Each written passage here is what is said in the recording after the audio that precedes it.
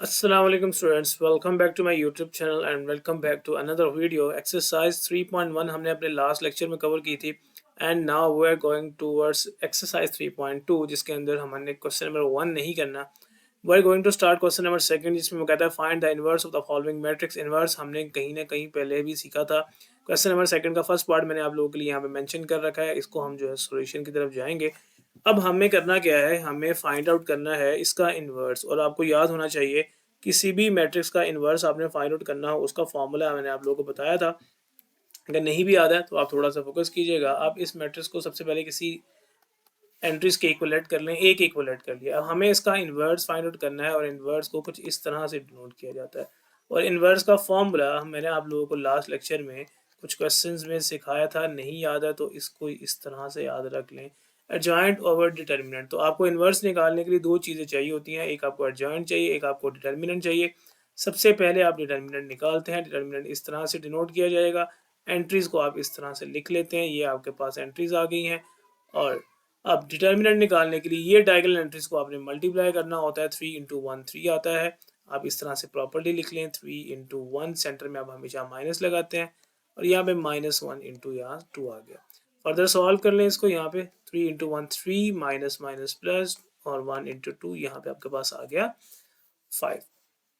तो आपने अब इनवर्स के लिए वही काम करना था. अब आपने यहाँ पे लिखा A inverse is equal to adjoint A. तो एडजॉइंट ए मैं यहाँ पे ले लेता हूँ डायरेक्ट ही. एडजॉइंट ए में हम क्या करेंगे, डायगोनल एंट्रीज के प्लेस को चेंज किया जाता है. याद रखिएगा 2 by 2 मैट्रिक्स के अंदर डायगोनल एंट्रीज को चेंज करके हम इसको मतलब एडजॉइंट निकाल लेते हैं. 1 इधर आ जाएगा, 3 इधर आ जाएगा. और नॉन डायगोनल एंट्रीज ये वाली जो है इनको नॉन डायगोनल कहते हैं, इनको डायगोनल कहते हैं. ये तो याद होना चाहिए.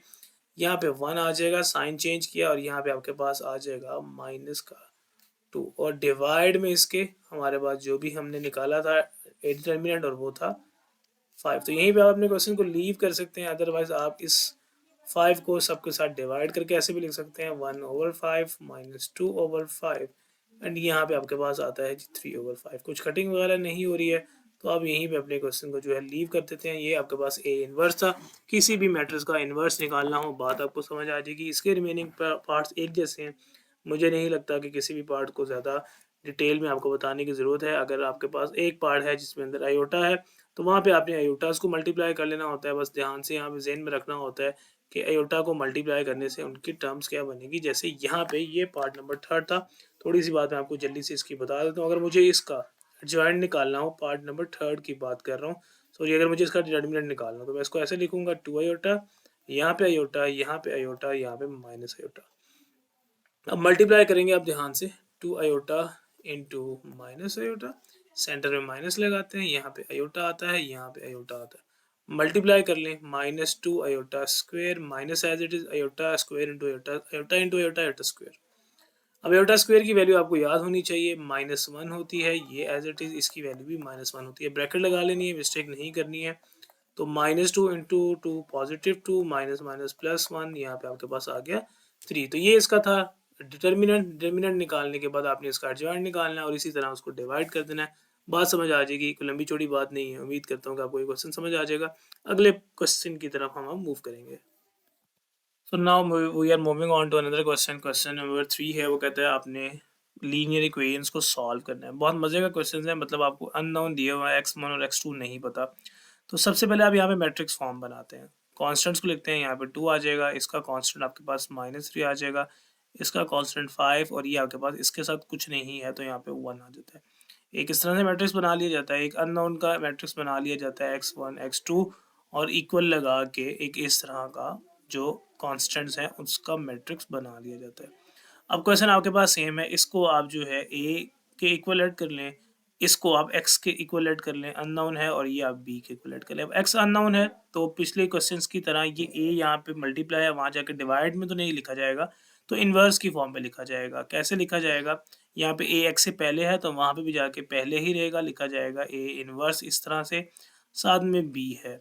अब इन्वर्स का फार्मूला आपने भी प्रीवियस क्वेश्चन में ही पढ़ा कि आपने इन्वर्स के लिए दो चीज़ें निकालनी होती है. एडजॉइंट डिवाइडेड बाय उसी मैट्रिक्स का डिटर्मिनेंट और साथ में आपके पास b है.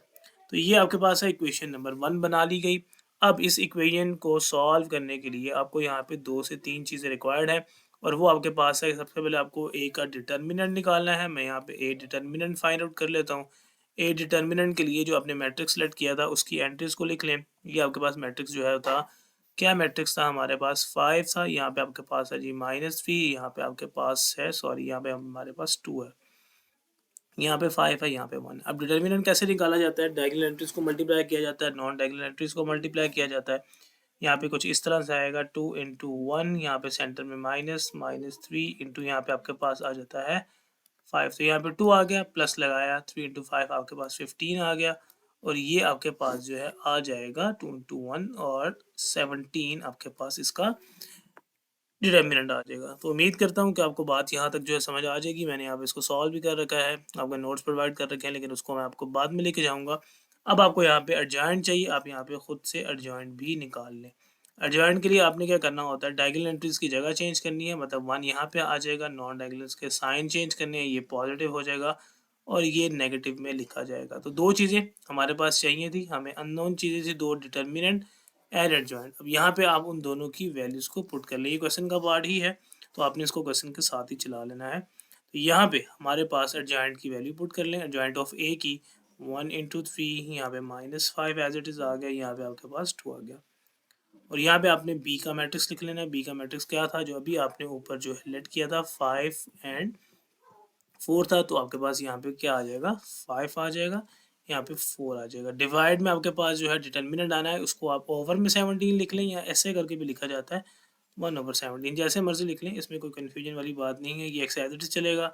1/17 को आप एज इट इज़ लिख लें। अब आपने सिंपल मल्टीप्लिकेशन करनी है, first row first column, first row second column, मतलब ये आपने इस रो को, एक ही कॉलम है तो फर्स्ट रो, इनको आपस में मल्टीप्लाई कर लेना है। 1 इंटू 5, 3 इंटू 4 मल्टीप्लाई करके आप लिख लेंगे इस तरह से, 1 इंटू 5, तो डायरेक्ट 5 आ जाएगा, मैं डायरेक्ट 5 लिख लेता हूँ। 3 इंटू 4 आपके पास 12 आ जाएगा, मैं डायरेक्ट लिख लेता हूँ। उसके बाद ये वाली नेक्स्ट एंट्रीज -5 इंटू 5 करेंगे, -25 आएगा, 2 इंटू 4 करने से 8 आ जाएगा। जस्ट आगे आपने सॉल्व कर लेना है, एक्स एज इट इज चल रहा है, ये आपके पास आ रहा है 1/17, या डिवाइड में भी लिख सकते हैं, यहाँ पे 17 आ जाएगा, यहाँ पे -17 आ जाएगा। अब नेक्स्ट स्टेप में आपने ये 17 को दोनों के साथ डिवाइड कर देना है, और जो एक्स लेट किया था वो भी आपने लिख देना। एक्स मैट्रिक्स जो आपके पास वो लेट था, वो इस तरह का मैट्रिक्स था, x1 और यहाँ पे आपके पास x2 था, ये हमारे पास x था, और यहाँ पे अब आपने इस 17 को दोनों के साथ डिवाइड कर देना है, -17 डिवाइडेड बाय 17।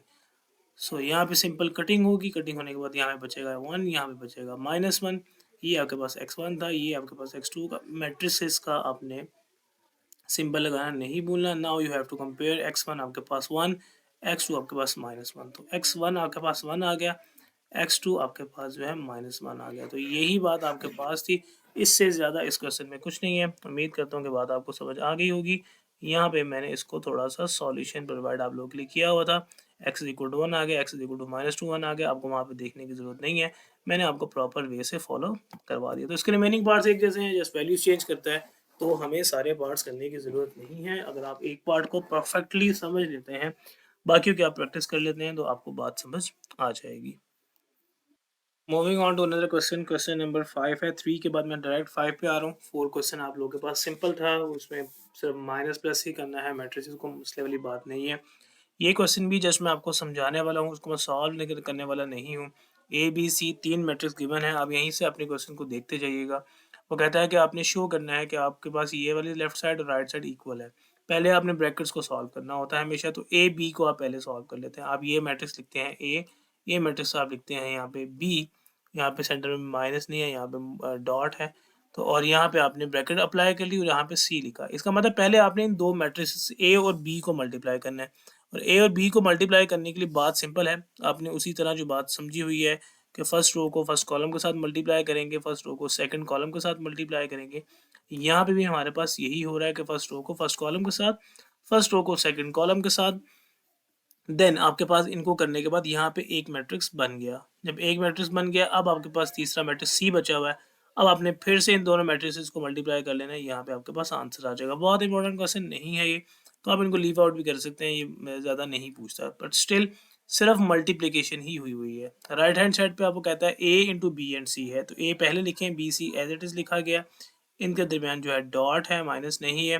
आपने मैट्रिसेस को मल्टीप्लाई करना है। मल्टीप्लाई करने का तरीका वही, first row first column, first row second column, second row first column, eta square जहाँ पे आता है उस वहाँ पे -1 लिख लेते हैं। देन इसी तरह अपने क्वेश्चन को आप चलाते हैं और लेफ्ट और राइट आपकी जो है सेम ही बन जाती है। यहाँ पे आप देख सकते हैं लेफ्ट और राइट आपकी सेम ही बन रही होगी। नेक्स्ट क्वेश्चन भी सेम है, वो कहता है a प्लस बी करना है और सी से मल्टीप्लाई करना है। तो पहले आप a प्लस बी करेंगे, यहाँ पे प्लस है, दोनों मैट्रिसेस को a और b को पहले आप ऐड कर लेंगे। ऐड करने के लिए फर्स्ट रो में एंट्री वो ऐड जैसे हम करते हैं, फर्स्ट में फर्स्ट ऐड, सेकंड में सेकंड ऐड, देन मल्टीप्लाई करेंगे। बोथ साइड आपके पास जो है आएंगी सेम। यहाँ पे ए सी मतलब पहले ए सी को मल्टीप्लाई करें, यहाँ पे हुआ है, फिर बी सी को मल्टीप्लाई करें, उनको ऐड करें, आंसर शुड बी सेम। तो मैं यहाँ पे बहुत डिटेल में नहीं गया, ना ही मुझे जाने की ज़रूरत है, बिकॉज क्वेश्चन में कोई मुश्किल बात नहीं है। Just you have to add the values और you have to multiply the values, जो भी मैट्रिक्स आपके पास है, और ये काम हम ऑलरेडी सीख चुके हैं। तो आप इसकी प्रैक्टिस करें, आपको मल्टीप्लिकेशन समझ आ जाएगी। हम अगले क्वेश्चन, किसी इंपॉर्टेंट क्वेश्चन की तरफ मूव करते हैं। Moving on to another question, काफ़ी इंपॉर्टेंट एक्सरसाइज है बोर्ड पॉइंट ऑफ व्यू के लिहाज से, और बड़ा ही आसान सा क्वेश्चन है। यहाँ पे आपको समझाना क्या चाह रहा है, आपको थोड़ा सा रिमाइंडर देना पड़ेगा। अगर आप लोगों को ये फॉर्मूला याद है, ये फॉर्मूला के अकॉर्डिंग आपको याद है, ये फॉर्मूला होता है A square plus 2ab plus B square. In general terms हमारे पास ये चीज़ इक्वल होती है। इस बात का मतलब होता है कि आप इस फॉर्मूले को ओपन करेंगे तो ये बात आएगी। बट इन मैट्रिसेस वो कहता है ये इक्वल नहीं होता। उसकी एक मेन रीज़न है, उसकी सिंपल रीज़न क्या होता है कि मैट्रिसेस में कम्यूटेटिव प्रॉपर्टी होल्ड नहीं करती। इन सिंपल इन जनरल हमें पता है 2 मल्टीप्लाई बाय 3 या 3 मल्टीप्लाई बाय 2 दोनों एक ही बराबर होते हैं, 6 इंटू 6। इसी तरह A B into B A commutative property hold करती है, लेकिन इन मैट्रिसेस ऐसा नहीं होता। इन मैट्रिसेस क्या होता है, ए बी मतलब आप एक मैट्रिक्स को पहले या एक मैट्रिक्स को बाद में लिखें, उनकी अरेंजमेंट चेंज करें, तो उसको मल्टीप्लाई करने से आंसर सेम नहीं आता। यहाँ पे भी सेम लॉजिक है, यहाँ पे सिंपल लॉजिक है। यहाँ पे आप सॉल्व करते हैं। लेट्स सपोज इस ए प्लस बी को हम ओपन करते हैं। हम इस ए प्लस बी को हम यहाँ पे लिखते हैं ए प्लस बी, इसका स्क्वायर है, इसके स्क्वायर का मतलब है ए plus B into A plus B, open करके ऐसे लिखा जा सकता है। अब इसको मल्टीप्लाई करते हैं, a into A you will get A square, a into B you will get A B, b into A you will get B A, and b into B you will get B square. इसी तरह यहाँ पे भी आप कर सकते हैं। अगर आप ऐसे करके लिखें a plus B into A plus B, जब आप मल्टीप्लाई करते हैं ए स्क्वायर आता है, ए बी आता है, और यहाँ पे बी ए आता है, यहाँ पे बी स्क्वायर आता है। इस ए बी और बी ए को आप ऐड करके 2ab लिख सकते हैं। तो यहाँ पे प्रॉब्लम क्या है कि अब आपने यहाँ पे बात याद रखनी है कि A B does not equal to B A in matrices. तो जाहिर सी बात है, ये दोनों चीज़ें इक्वल नहीं है, तो फिर हम इन दोनों को ऐड नहीं कर सकते, और जब हम इन दोनों को ऐड नहीं कर सकते तो हम इनको 2ab नहीं लिख सकते, तो फिर हमारे पास फॉर्मूला क्लोज नहीं हो सकता। तो ये इसकी प्रॉपर यहाँ पे सॉल्यूशन फॉर्म दी गई है। यू वांट टू चेक, तो यहाँ पे आपको बात समझ आ जाएगी। मल्टीप्लाई किया गया, यहाँ पे वो कहता है A B into B A बना, but in general in matrices A B does not equal to B A. इस बात का मतलब है इनको ऐड करने से 2ab जो है वो नहीं बन सकता। जब आपके पास 2ab नहीं बन सकता तो इसका मतलब फॉर्मूला क्लोज नहीं हो सकता। तो यहाँ तक आपको बात समझ आ जानी चाहिए। A B plus B A does not equal to A B, इसका मतलब है कि फिर ये वाला फॉर्मूला आपस में इक्वल नहीं है। यही काम माइनस के लिए फॉर्मूले में है, यही काम इस फॉर्मूले में है, कॉन्सेप्ट सेम है। यहाँ पे आप देख सकते हैं इनको मल्टीप्लाई किया गया, ये minus A B minus B A, minus A B minus B A आपस में इक्वल नहीं है, इनको फिर हम इक्वल ही नहीं लिख सकते, ये -2ab नहीं बन सकता। यही काम आपके पास थर्ड पार्ट में होगा। यहाँ पे ए बी आया, यहाँ पे बी आया, वो कहता है इसकी कैंसलेशन नहीं हो सकती क्योंकि ये दोनों आपस में इक्वल नहीं है। मतलब जब तक ये इक्वल नहीं होंगे तो इनको हम कैंसिल आउट नहीं कर सकते। जब हम इनको कैंसिल आउट नहीं कर सकते तो ज़ीरो नहीं बनेगा। जब वो कहता है कि इनको कैंसिल आउट करने से ज़ीरो नहीं आ रहा, तो जब ज़ीरो नहीं आ रहा तो फिर वो वहाँ से फार्मूला क्लोज नहीं हो रहा, और ये फार्मूला भी इसके ऊपर अप्लाई नहीं हो सकता। तो ये थोड़ा सा बस इंपॉर्टेंट क्वेश्चन था। इसके अंदर जस्ट आपने बात याद रखनी है कि कम्यूटेटिव प्रॉपर्टी होल्ड नहीं करती।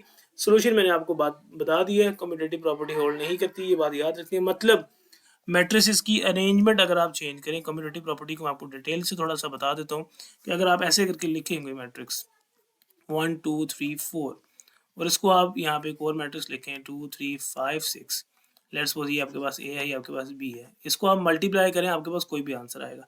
लेकिन अगर आप इसकी अरेंजमेंट चेंज कर दें, ये आप पहले लिख दें और ये मैट्रिक्स आप बाद में लिख दें 1 2 3 4, तो जो इसका आंसर आएगा वो एक दूसरे के इक्वल नहीं होगा। तो ये बात आपने याद रखनी है कि मैट्रिसेस में जब आप अरेंजमेंट चेंज करते हैं तो मल्टीप्लाई का आंसर सेम नहीं आता, तो मैट्रिसेस में कॉम्यूटेटिव प्रॉपर्टी होल्ड नहीं करती, जबकि इन जनरल टर्म्स वो होल्ड करती है। तो यही बात उसने लॉजिक यहाँ पे यूज़ की है। उम्मीद करता हूँ कि आपको बात समझ आ जाएगी। सोल्यूशन आप लोगों के पास प्रोवाइडेड है, सोल्यूशन आप लोग यहाँ से देख सकते हैं। सोल्यूशन आप लोगों के पास हर जगह मिल जाता है, आप लोगों के पास नोट्स वगैरह भी होते हैं। बात आपको समझ नहीं आती है तो वो आप लोगों ने ज़हन में रख लें। मिलते हैं अगली वीडियो में, किसी अगले लेक्चर में, किसी अगली एक्सरसाइज के साथ। तब तक अपना ख्याल रखें। अल्लाह हाफिज़। इसी वीडियो में, इसी लेक्चर में ही हम अगले लेक्चर को कनेक्ट करके आपके साथ क्वेश्चन नंबर 8 पे आ गए हैं, और क्वेश्चन नंबर 6 तक मैंने आपको लास्ट करवाया था। 7 एक सिंपल सा क्वेश्चन है और इम्पोर्टेंट नहीं है, मैंने उसको लीव आउट कर दिया है। ए और ए मैट्रिक्स, मतलब आपने ट्रांसपोज लेना है, ट्रांसपोज लेके आपने मल्टीप्लाई करना है। आप खुद कर सकते हैं, ट्रांसपोज भी आपको आता है, मल्टीप्लाई भी आपको आता है। क्वेश्चन नंबर 8 आप लोगों को स्क्रीन में नजर आ रहा होगा, ये हमारे पास क्वेश्चन है, इसको हम सॉल्व करने वाले हैं। बेसिकली वो क्या कहता है, आपको एक्स की वैल्यू फाइंड आउट करनी है, और आपको जो गिवन है बच्चों वो क्या है। पहला पार्ट को देखेंगे, आपको गिवन है 3x है, साथ में आपके पास है -2a, और इक्वल में आपके पास है b। और वो कहता है इफ a मैट्रिक्स आपके पास है, आप a मैट्रिक्स को देख सकते हैं। a मैट्रिक्स आपके पास जो भी है 2 3 मैट्रिसेस की वैल्यू वेरी कर सकती हैं आपके हर क्वेश्चन के लिए। तो आप लोगों ने मैट्रिक्स को ध्यान से देख लेना होता है, और उसकी एंट्रीज को ठीक से पुट कर लेना होता है, ताकि आपको बात जो है समझ आ जाए। राइटिंग थोड़ी सी ख़राब हो गई तो आप इसको यहाँ से मैनेज कर लीजिएगा। आगे हम इसको और क्लियरली करने की कोशिश करेंगे। 5 4 -1, तो ये थी हमारे पास बात यहाँ तक। ए एंड बी का मैट्रिक्स गिवन है, you have to find A and B. तो आपको सबसे पहले इस क्वेश्चन में करना क्या है, सिंपली आप यहाँ पे आ गए, हमें x की वैल्यू को यहाँ से फाइंड आउट करना है, तो इसलिए आप x को सेपरेट कर लें। डिफरेंट तरीकों से क्वेश्चन हो सकता है, आसान तरीका इसका सबसे पहले आप फॉलो करें। यहाँ से just 3x as it is, ये b आपके पास एज इट इज है, ये -2 है, इक्वेशन की जब दूसरी तरफ जाएगा तो +2a के साथ लिखा जाएगा। इसी तरह हमें x चाहिए, तो x एज इट इज, ये 3 मल्टीप्लाई है, मैं इसको यहाँ पे आके प्रॉपर पूरे के नीचे डिवाइड कर सकता हूँ, या मैं इस तरह से लिख सकता हूँ। अब यहाँ पे आप जो है आंसर्स लिख लें b और 2a का। तो b मैट्रिक्स आपके पास है, आपके पास गिवन है, ये आपने b मैट्रिक्स लिखा हुआ था 2 -3 और यहाँ पे 1, और यहाँ पे इसी तरह b के एंट्रीज जो है ध्यान से आप लिख लेंगे। यहाँ पे अब आपके पास क्या आ जाएगा 2, आप इस तरह से लिख लेंगे, और अंदर आप a का मैट्रिक्स लिख लेंगे जो आपको गिवन है इस तरह से। इंपॉर्टेंट क्वेश्चन है, आप लोगों ने इसको ध्यान से कर लेना है। उम्मीद करता हूँ कि आपको बात समझ आ जाएगी। x वैल्यू फाइंड आउट करनी थी, इसलिए आपने पहले ही स्टेप में x को सेपरेट कर लिया। फर्दर सॉल्व करते जाइएगा, ये 1/3 तो एंड तक एज इट इज चलेगा। आपने क्या करना है, ये वाला मैट्रिक्स एज इट इज लिखना है। ये 1/3 खाली इस मैट्रिक्स के साथ नहीं है, ये 1/3 इस पूरे के साथ है, तो आपने यहाँ पे 1/3 के साथ ब्रैकेट लगा लेंगे ताकि आपको कंफ्यूजन ना हो। तो ये 1/3 के बाद ब्रैकेट लगा लें, ये मैट्रिक्स यहाँ पे एज इट इज ही आ जाएगा। यहाँ पे 2 को आपने इस मैट्रिक्स से मल्टीप्लाई करना है, तभी आप इनको ऐड कर सकते हैं। बेसिकली b और 2a को आपने ऐड करना है, तो जब तक 2a फाइंड आउट नहीं होगा आप उसको ऐड नहीं कर सकते थे। 2 का मैंने सबके साथ मल्टीप्लाई कर दिया, और आपके पास ये इस तरह का मैट्रिक्स बन गया। अब मैंने इस मैट्रिक्स और इस मैट्रिक्स को ऐड करना है 1/3 एज इट इज। इस मैट्रिक्स की एंट्री जो है 2 है, यहाँ पे भी 2 है, 2 प्लस मैं यहाँ पे लिख लेता हूँ आप लोगों के आसानी के लिए, 2 -3 है, 1 है, यहाँ पे 5 4 -1 एंड एंट्रीज को ऐड करें। कॉरेस्पॉन्डिंग एंट्रीज ऐड होती जाएंगी, फर्स्ट टर्म फर्स्ट के साथ, सेकंड टर्म के साथ। 1 -2 विल बी -1, प्लस माइनस तो मैं आपको डिटेल से नहीं सिखाऊंगा, बड़े हो गए आप लोग, बड़ी क्लासेस में आ चुके हैं, तो मेक श्योर के ये तो आप लोग खुद से सीख लें कि एडिशन सब्ट्रैक्शन ध्यान से कैसे हो रही है, साइन बड़ी वैल्यू का या छोटी वैल्यू का किस तरह से आ रहा होता है। अदरवाइज आप लोग के पास कैलकुलेटर्स हैं।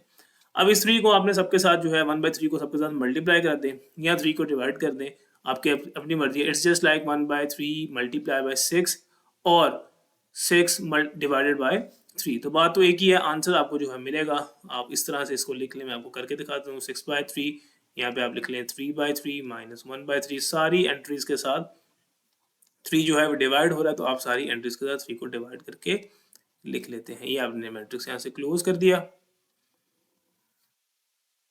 अब आपको सिंपली इनको डिवाइड करके वैल्यूज को निकाल लेना है। ये आपके पास 2 आ रहा है, यहाँ पे आपके पास 1 आएगा, ये आपके पास -1/3 एज इट इज कटिंग नहीं होती है, यहाँ पे 1, यहाँ पे आपके पास 2/3, और यहाँ पे 3 के टेबल पे कटिंग होगी, तो ये आपका जो है x आ जाएगा। उम्मीद करता हूँ बात समझ आ जाएगी आपको। आसान सा क्वेश्चन है, नोट्स मैंने आपको प्रोवाइड किए थे, तो आप लोग वहाँ से जो है इसको मैच भी कर सकते हैं। आई गेस हमारे कोई ना कोई मिस्टेक हुई है, तभी जो है आंसर हमारा मैच नहीं कर रहा। यहाँ पे हमारे पास, हम इसको आंसर को मैच करके देख लेते हैं बच्चों, अगर जहाँ से मेरे से मिस्टेक हुई होगी तो हम उसको ढूंढ के ठीक कर लेते हैं। आपके पास बाकी काम हमने सेम ही किया, बाकी काम हमारे पास मुश्किल नहीं होता। यहाँ पे जो मुश्किल हमारे पास आती है वो उसको हम ढूंढने की कोशिश कर लेते हैं। ये आपके पास आया था मैट्रिक्स 6 आना था, यहाँ पे आपके पास 3 आना है। यहाँ पे आपके पास जो है मैट्रिक्स मैंने गलत लिखा होगा आई गेस, यहाँ पे मेरे पास जो है -3 + 6 आ रहा था, तो यानी यहाँ पे बी का मैट्रिक्स शायद गलत लिख लिया।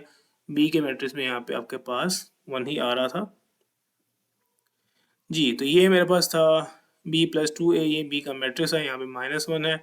और उसके बाद इसने ही कुछ गड़बड़ किया है, 2 को मल्टीप्लाई करने से यहाँ पे 10 आ रहा था, ठीक है। 4 6 -4 यहाँ पे आना था जी। मैंने यहाँ पे मिस्टेक कर दी बच्चों, कुछ मिस्टेक्स हैं जो हैं वो करते हुए हो जाती हैं। आप लोगों ने उन मिस्टेक्स को प्लीज़ ध्यान से ठीक कर लिया करना है। 2 इंटू वो आपने जब 1 किया तो यहाँ पे तो 2 ही आ रहा है, ठीक है। तो ठीक है, हमारा आंसर जो है वो आप यहाँ से नोट से इसको वेरीफाई कर लें। मेथड मैंने आपको बता दिया है, तो मेक श्योर कि आप इसको यहाँ से वेरीफाई कर लीजिएगा। मैं इसको डिटेल में नहीं समझा रहा, आप खुद ही इसे डिटेल में यहाँ से चेक कर लीजिएगा। जो कोई मिस्टेक हुई होगी तो उसे आप ठीक कर लीजिएगा। मेथड मैंने आपको समझा दिया है, वो हमारा मेथड एग्जैक्टली सेम है। बाकी आप लोग खुद से इसको अच्छे से देख लीजिएगा। यहाँ मैंने क्वेश्चन आप लोग के लिए कर दिया है। Moving on to another question, last में मैंने आपको बताया था क्वेश्चन में मैंने एक मिस्टेक्स की थी छोटी सी, उसको आप प्लीज मेक श्योर करके ठीक कर लीजिएगा। हम चलते हैं अपने क्वेश्चन नंबर 9 की तरफ, और उसका वार्ड नंबर 1 आप लोगों को नजर आ रहा है। Solve the following matrix equation for a के लिए आपने सॉल्व करना है। बेसिकली आपको कह रहा है कि ए की वैल्यू फाइंड आउट करो, तो ए की वैल्यू फाइंड आउट करने के लिए पहले तो आप उसको सेपरेट करेंगे। ये पूरा मैट्रिक्स यहाँ पे है, इस पूरे मैट्रिक्स को उठा के आप दूसरी तरफ ले जाएं। ये एज इट इज लिखे, मैं ये वाला मैट्रिक्स 4 3 है, यहाँ पे आपके पास 2 है, यहाँ पे आपके पास 2 है। उसके बाद आपके पास ये इसके साथ ए था, ये वाला मैट्रिक्स माइनस है, यहाँ पे जाके इस मैट्रिक्स को हम प्लस की फॉर्म में लिख देंगे -1। उधर जो मैट्रिक्स लिखा हुआ पहले एज इट इज लिखेंगे। अब ये माइनस है इस मैट्रिक्स के बाद, वहां जाके प्लस हो गया, और ये 2 3 -1 अंदर वाली एंट्रीज को चेंज नहीं करना जब बाहर वाले साइन को चेंज कर लिया। Now just you have to add these, -1 + 2 यहाँ पे 1 कर लें, माइनस और यहाँ पे -1 आ जाएगा। 3 -1 विल बी 2, 4 -2 विल बी 4। ये आपके पास मैट्रिक्स बन गया। ये आपके पास बन गया 4 था, यहाँ पे 3 था, यहाँ पे 2, ये 2। अब आपके पास इक्वल के बाद एक मैट्रिक्स है और इक्वल से पहले एक मैट्रिक्स है। You have to find the value of A. हमने बहुत सारे तरीकों से क्वेश्चन को किया हुआ है। अब ये पूरा मैट्रिक्स यहाँ पे मल्टीप्लाई हो रहा है, इस मैट्रिक्स को वहाँ पे जाकर डिवाइड नहीं कर सकते क्योंकि मैट्रिक्स की डिवीजन हमने पढ़ी नहीं है। तो फिर हमें करना क्या होता है, फिर आपको एक तरीका सिखाया था, बार बार हम उस तरीके को फॉलो करते आ रहे हैं। एक्स इसको लेट कर लेते हैं, ये ए है, इक्वल लगा के हम बी लेट कर लेते हैं। आपको ए फाइंड आउट करना है। अब एक्स को उधर मूव करवा लें, यहाँ पे एक्स है पॉजिटिव के साथ, वहाँ पे जब मूव करेगा तो इस तरह करके बेसिकली बनता है b/x। लेकिन ओवर में नहीं लिखते, इस तरह लिख लेते हैं x इनवर्स b। तो हम इसको इस तरह लिख लेते हैं x inverse b x inverse नहीं लिख लेना, इस बात का ख्याल रखिएगा, क्योंकि आपके पास अगर वो a से पहले था तो यहाँ पे भी आके a से पहले।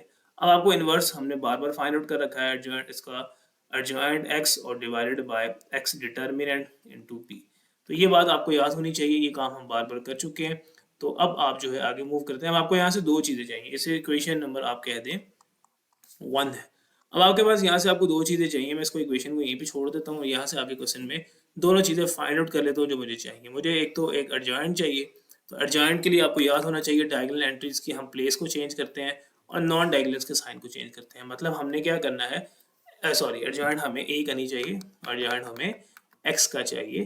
तो हम एडजॉइंट डायरेक्ट एक्स का एडजॉइंट, ये हमारे पास एक्स मैट्रिक्स लेट हुआ था, तो डायगोनल एंट्रीज की जगह चेंज करेंगे, मतलब इनकी जगह को चेंज कर देंगे। तो इनकी जगह को चेंज करने से 2 यहाँ पे और 4 यहाँ पे, और नॉन डायगोनल्स के साइन मतलब चेंज कर देंगे। प्लस है तो माइनस कर दिया जाता है और माइनस है तो प्लस किया जाता है।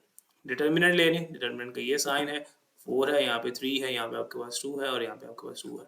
डायगोनल एंट्रीज को मल्टीप्लाई किया जाएगा, इस तरह से डायगोनल एंट्रीज को लिख लें, माइनस लगा के नॉन डायगोनल्स को भी मल्टीप्लाई किया जाता है। 4 into 2 8 minus 3 into 6 18 will be -10। दोनों चीज़ें आ गई। दोनों चीज़ें आने के बाद इसको आप इस इक्वेशन में यहाँ पे पुट कर दें। किस तरह से पुट करें, ए एज इट इज़ रहेगा, एडजॉइंट एक्स की जगह आप उसके मैट्रिक्स पुट करें, वो आपने जहाँ पे एडजॉइंट निकाला था 2 -3। बच्चे यहाँ पे मिस्टेक करते हैं कि एडजॉइंट एक्स लिखते हैं, अगले स्टेप में एडजॉइंट ले रहे होते हैं। जिस स्टेप में आप एडजॉइंट एक्स ले रहे हैं आप उसी स्टेप में उसको लिख दीजिएगा, ताकि आपका क्वेश्चन में कोई डिफिकल्टी ना बने। मुझे यहाँ पे लगता है एक मिस्टेक की, एंट्रीज की मिस्टेक मैं अक्सर कर देता हूँ, आप लोगों ने वो नहीं करनी है। यहाँ पे हमारे पास जो है 2 था, ठीक है। तो यहाँ पे हमारे पास 2 है, क्योंकि जब हमने एडवांस लिया तो हमने डायगोनल्स की जगह चेंज की, नॉन डायगोनल के जस्ट साइन चेंज किए। तो यहाँ पे मैंने ठीक लिखा हुआ है, तो मेक श्योर कि आप उसको देख लीजिएगा।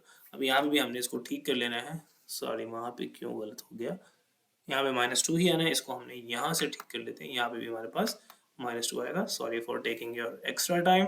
यहाँ पे हमारे पास ए जो है एडजॉइंट एक्स आ गया, इनटू आगे बी वाला मैट्रिक्स लिख लें, ये हमारे पास बी वाला मैट्रिक्स है जो लेट किया था, यहाँ पे 1, यहाँ पे -1, यहाँ पे 2, यहाँ पे आपके पास 4, और ओवर में आप जो है वो इसका डिटर्मिनेंट -10 लिखें के बजाय उसको ऐसे करके भी प्रॉपर्ली लिख सकते हैं। तो यहाँ तक हमारे पास बात समझ आ गई है। Now you have to multiply these matrices, और बाद में जो आंसर आता है उसको 10 से डिवाइड कर देते हैं। तो मल्टीप्लाई का तरीका पुराना है, बार बार करवा के मैं तो थक चुका हूँ, आप लोग फिर भी दोबारा देख लें। करना क्या होता है, ये वाला रो और ये वाला कॉलम, पहले फर्स्ट रो फर्स्ट कॉलम को मल्टीप्लाई किया जाता है, तो आपके पास बनेगा क्या, 2 इंटू 1, तो आपके पास 2 आ जाएगा, और यहाँ पे आपके पास प्लस माइनस माइनस कर लें, और यहाँ पे आपके पास -2 इंटू 6 आपके पास जो है वो 6 आ जाएगा। तो 2 इंटू 1 2, और यहाँ पे -6 आ गया। उसके बाद इसी तरह फर्स्ट रो सेकंड कॉलम -2 -12 बन रहा है, और इसी तरह -2 प्लस 8 बन रहा है, और 2 एंड प्लस 16 बन रहा है। तो मैट्रिसेस की मल्टीप्लिकेशन बार बार की हुई है, इसलिए मैंने डिटेल में नहीं बताया। -4 आ जाएगा, -14 आ जाएगा, -6 आएगा, और यहाँ पे 18 आएगा। अब बाहर 1/10 था, सबको -10 से डिवाइड कर दें, -10 डिवाइडेड बाय -10 डिवाइडेड बाय -10, यहाँ पे आपके पास मैट्रिसेस क्लोज हो गया। Now you have to just cutting and at the answer, minus minus cancel हो रहा है, 2 और 5 आता है, 2 2 के टेबल पे कटिंग होती है, माइनस में कैंसिल हो रहा है, 7/5 आएगा, और यहाँ पे 3/5 आएगा, और यहाँ पे आप देख लें आई गेस 9/5 आएगा। कुछ प्रॉब्लम इसमें हो सकती है, अगर मैंने कहीं पे साइन की मिस्टेक की हो तो वो आप देख लीजिएगा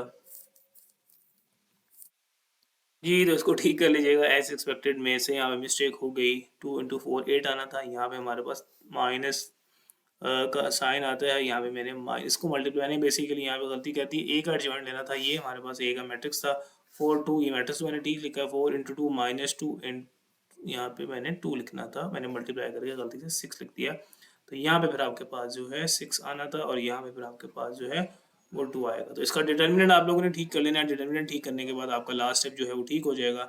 यहाँ पे जस्ट आपने इसको करेक्शन कर लेनी है, यहाँ पे आपके पास जो है वो सिंपली 2 आता जाएगा।